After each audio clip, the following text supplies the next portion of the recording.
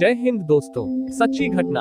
अरे बुढ़िया तू यहाँ ना आया कर, तेरा बेटा तो चोर डाकू था, इसलिए गोरों ने उसे मार दिया। जंगल में लकड़ी बिन रही एक मैली सी धोती में लिपटी बुजुर्ग महिला से वहाँ खड़े भील ने हंसते हुए कहा, नहीं चंदू ने आजादी के लिए कुर्बानी दी है, बुजुर्ग औरत ने गर्व से कहा। उस बुजुर्ग औरत का नाम जगरानी देवी था और इन्होंने 5 बेटों को जन्म दिया था, जिसमें आखिरी बेटा कुछ दिन पहले ही शहीद हुआ था। उस बेटे को ये माँ प्यार से चंदू कहती थी और दुनिया उसे आजाद, जी हाँ, पंडित चंद्रशेखर आजाद के नाम से जानती है। हिंदुस्तान आजाद हो चुका था। आजाद के मित्र सदाशिव राव एक दिन आजाद के माँ पिताजी की खोज करते हुए उनके गांव पहुंचे। आजादी तो मिल गई थी लेकिन बहुत कुछ खत्म हो चुका था। चंद्रशेखर आजाद की शहादत के कुछ वर्षों बाद उनके पिताजी की भी मृत्यु हो गई थी। आजाद के भाई की मृत्यु भी इससे पहले ही हो चुकी थी। अत्यंत निर्धनावस्था में हुई उनके पिता की मृत्यु के पश्चात आजाद की निर्धन निराश्रित वृद्ध माताश्री उस वृद्धावस्था में भी किसी के आगे हाथ फैलाने के बजाय जंगलों में जाकर लकड़ी और गोबर बीन कर लाती थी तथा कंडे और लकड़ी बेचकर अपना पेट पालती रही। लेकिन वृद्ध होने के कारण इतना काम नहीं कर पाती थी कि भरपेट भोजन का प्रबंध कर सके। कभी ज्वार कभी बाजरा खरीद कर उसका घोल बनाकर पीती थी, क्योंकि दाल चावल गेहूं और उसे पकाने का ईंधन खरीदने लायक धन कमाने की शारीरिक सामर्थ्य उनमें शेष ही नहीं थी। शर्मनाक बात तो ये कि उनकी यह स्थिति देश को आजादी मिलने के 2 वर्ष बाद 1949 तक जारी रही।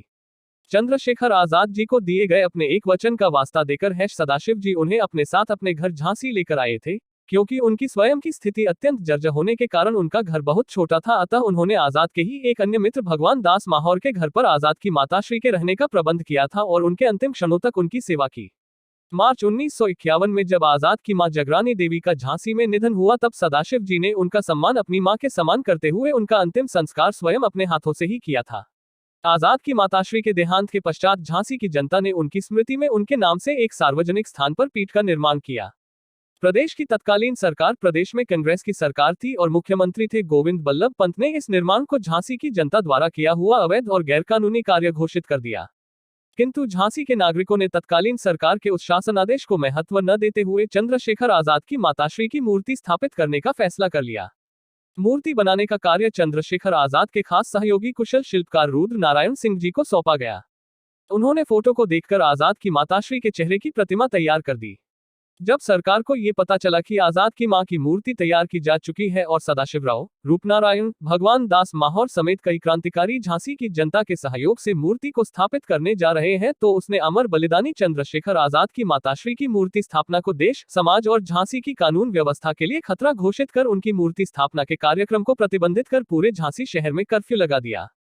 चप्पे चप्पे पर पुलिस तैनात कर दी गई ताकि अमर बलिदानी चंद्रशेखर आजाद की माताश्री की मूर्ति की स्थापना न की जा सके।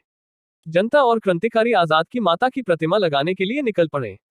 अपने आदेश की झांसी की सड़कों पर बुरी तरह उड़ती धज्जियों से तिलमिलाई तत्कालीन सरकार ने अपनी पुलिस को सदाशिव को गोली मार देने का आदेश दे डाला। किंतु आजाद की माताश्री की प्रतिमा को अपने सिर पर रखकर पीठ की तरफ बढ़ रहे सदाशिव को जनता ने चारों तरफ से अपने घेरे में ले लिया। जुलूस पर पुलिस ने लाठी चार्ज कर दिया। सैकड़ों लोग घायल हुए, दर्जनों लोग जीवन भर के लिए अपंग हुए और कुछ लोग की मौत भी हुई। हालांकि मौत की पुष्टि नहीं हुई। चंद्रशेखर आजाद की माताश्री की मूर्ति स्थापित नहीं हो सकी। आजाद, हम आपको कौन से मुंह से आपको श्रद्धांजलि दें, जब हम आपकी माताश्री की 2-3 फुट की मूर्ति के लिए उस देश में 5 फुट जमीन भी हम न दे सके। जिस देश के लिए आपने अपने प्राणों का बलिदान दे दिया, उसी देश की कांग्रेसी सरकार ने आप सभी क्रांतिकारियों का अपमान किया।